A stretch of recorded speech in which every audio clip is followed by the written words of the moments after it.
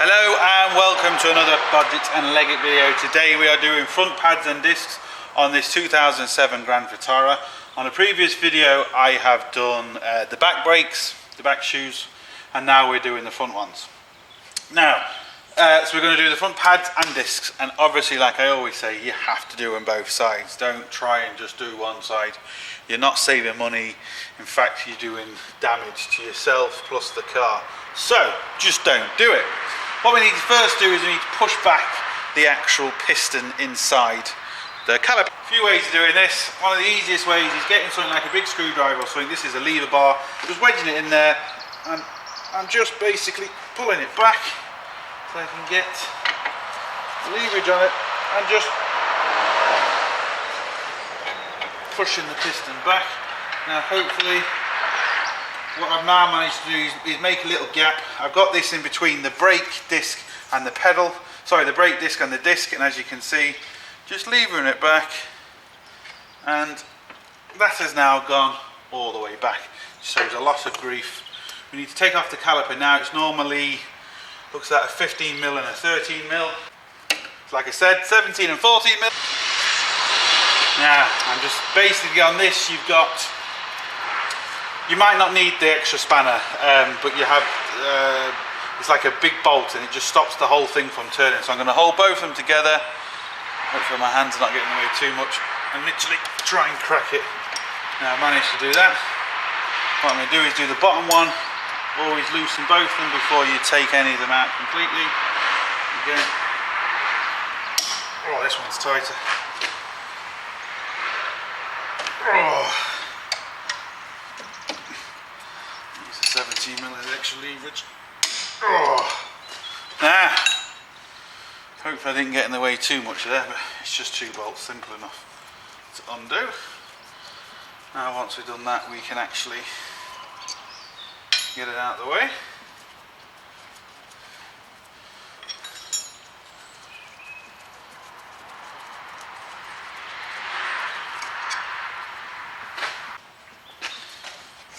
Now, what I'm going to do is just get my bungee cord, put it through the caliper and hook it on to the actual spring.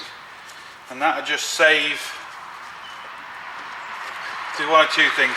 Get the caliper out of your way, and it stops you putting any pressure on the actual brake line.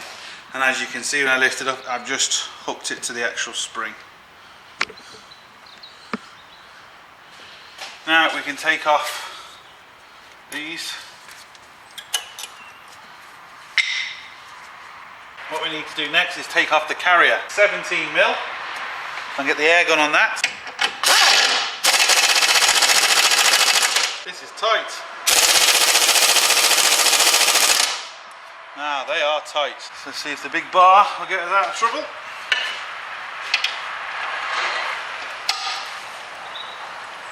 Jesus Christ.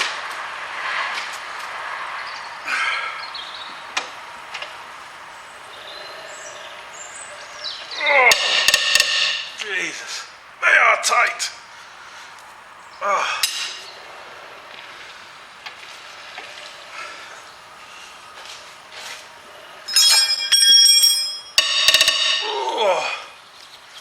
Well, they're not going to come off in a hurry.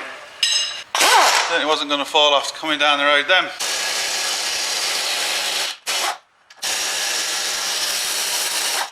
This is kind of the problem with Jeeps, because they're used, not all of them, but this one as well, because they're used off-road and stuff. All the crap, the crud, all the water basically gets in them, and that's why things like that, which should be easy, turn out to be a nightmare. Right. So what we also need to do is we need to check the actual carrier. So we need to clean this where the actual pads lie and put copper grease on. But as you can see, this pin here is moving in and out, and this pin is completely seized, so we need to sort that out as well. All we need to do now is actually take the disc off. Now I've kept hitting it around here. I just couldn't really do it on camera, but because I was getting in the way, but as you can see, it's come off. That was tight. That was crazily tight. So now we need to put everything back on. Now what you need to do is, I've got the new disc on, I've cleaned it, so I've cleaned all the crap off it, all that oil that's on it to protect it. But you need to obviously make sure it lines up with the holes. You need to check the old one as regards the thickness, regards the circumference, and also if this lip sticks up. So you need to measure it against your old one, just to double make sure you've actually got it right. But once you know you got it right, then we can move on to the carrier, which is here. Now you might not be able to see on camera, but the problem I'm having is, this is not just only seized, it's actually bent. This one is as free as you like, not bent. This one is bent. Now that's going to obviously cause us a problem. As you can see, I've got this big, huge, long ratchet bar, which is huge. And I've just managed to turn it a few times. It's kind of getting loose now, but as you can see, it's still very, very tight.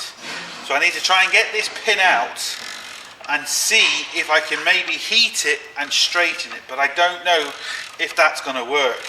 I might see if I have to get a new pin. But if I have to get a new pin, the problem is it means a vehicle stuck on my lift and I can't do any other work, and it's just a nightmare for me and also a nightmare for the customer. So we've got to now somehow try to get this off, somehow pull this pin out and see what we can do with it. So once I get it out, all I'm basically going to do is just keep loosening it, just keep putting WD-40 down it, just keep moving it from side to side and hopefully try and loosen it and basically pop it up. That's the plan. As soon as I get it off, I'll turn the camera back on and hopefully we've got it sorted. Now I don't know if the camera's picking that up, but basically that is a complete banana. It takes a lot to bend that. That doesn't bend easy. I've got it out, took about half an hour because you have to be careful not to do any damage. Obviously you can see it's all kind of rusty in here too. So what I'm going to do is, because obviously I haven't got one, I'm going to clean this up and try and straighten it. I don't know how successful I'm going to be. I've never tried to straighten one of these before, but hopefully with a bit of heat and just a bit of persuasion, I should be able to do something with it. Right, the way I'm going to try and straighten this, it should technically work in theory, but I don't know. I think we're going to have to get a new one regardless, but hopefully I can kind of get this nice and straight, or straight as possible, make it work, and then maybe come to replace it at a later stage. But we'll just see. If it breaks, it breaks. Might as well try, no harm in it. Now as you can see, I've just got this, it's just in the vise at the bend, so it's just bent there. I'm hoping with my little gas torch I can basically heat it just in and around there, then once I've heated, get my ratchet or my spanner on it. Well, the spanner might not work. What I might have to do is get the vice grips on it, so I'll hook the vice grips there. Basically heat it here. Once it's nice and supple, bend the vice grips towards the wall, and then hopefully that should straighten it. So we're going to give that a go. Hopefully this is coming through. I'm just literally going to try and get this nice and warm, because if you get it nice and red, it means it's going to bend and it shouldn't break. Now what I am going to do is, once I've heated this up, I'm going to dip this in oil, old oil, because it actually will strengthen the bar up. Because obviously when you heat metal, you weaken it, and you can actually, there is stages where you can heat it up, put it in water, heat it up, put it in oil at different temperatures to get the strength back in the metal. Now what I'm going to do is, this doesn't particularly need a lot of strength, it's only going up and down. But I'm just, once I hopefully got this bent straight, I am going to just dip it in some old oil, let it cool down, and that should be really me sorted. That's the plan anyway.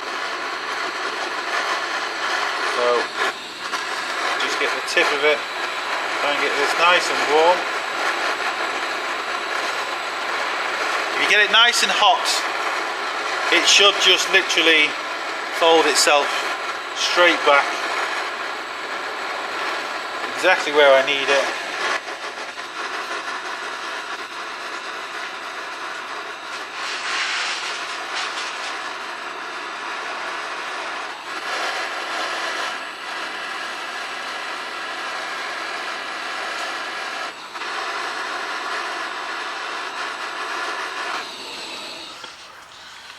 See what that does.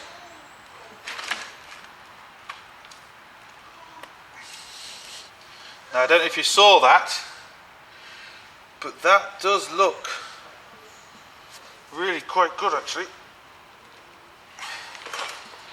Now what I'm going to do, I think, it's hard to say without putting it back on, but I don't know if the camera's picking that up, but that looks really quite good. So what I'm going to do now, got some old oil in a pan,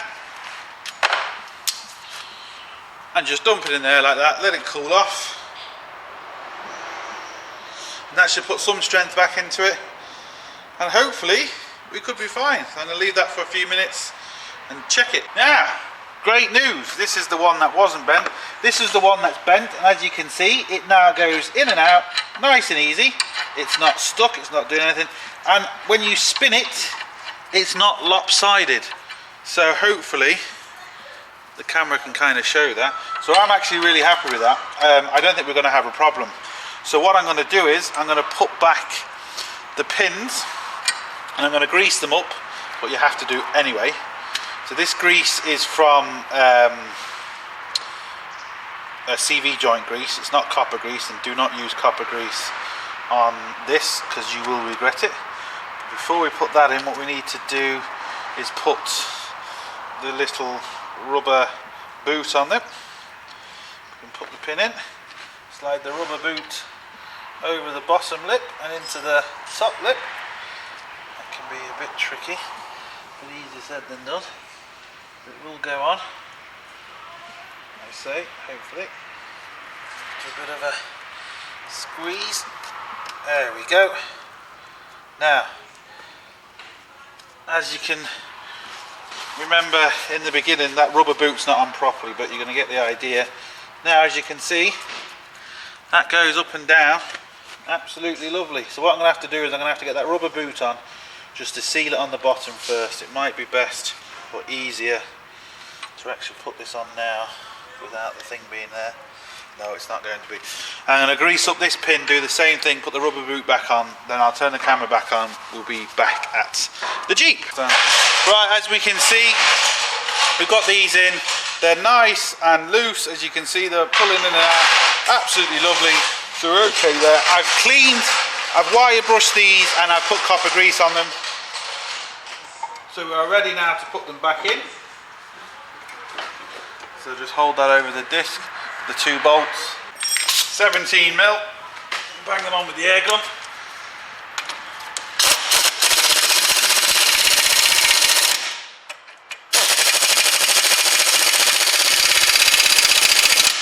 Tighten them by hand, and I wait till the compressor turn off then, and we'll continue with the rest.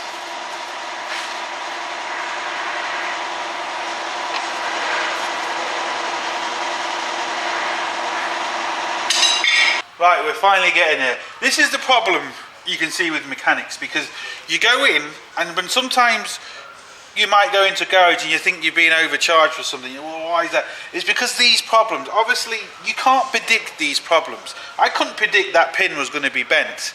So I'm going to have to charge slightly more, because at the end of the day it's not my fault that that pin is bent. So unfortunately the customer has to get charged more. This is just the way it goes. A simple job can very easily turn out to be an absolute nightmare. So this is where mechanics can kind of get a bad name. Now I'm not saying that, you know, people haven't had bad experiences, but you can have bad experiences in any kind of thing in life, not just mechanics. So this is where, you know, things like this happen. It's no one's particular fault, but unfortunately it's just the way things happen. So what I'm going to do now is put in the pads, and as you can see, like I always do, is just dab a bit of copper grease on the edges of the pad, even though I've done it on the actual carrier anyway, but I just like to do it there. Do the same with the other one. So in there, and put that in.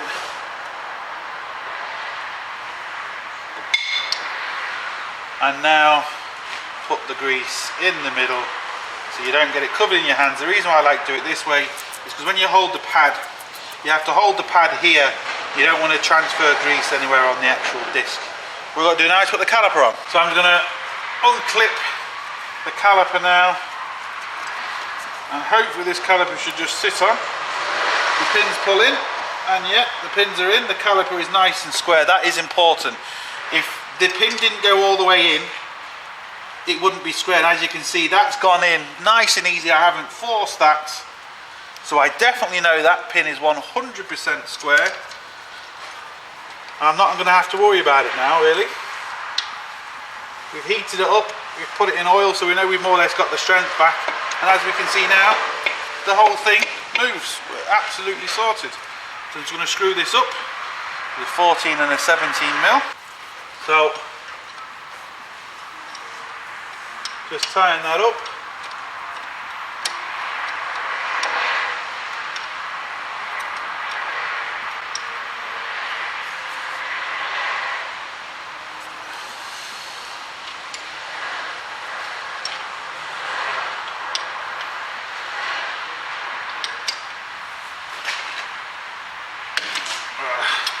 Don't slip.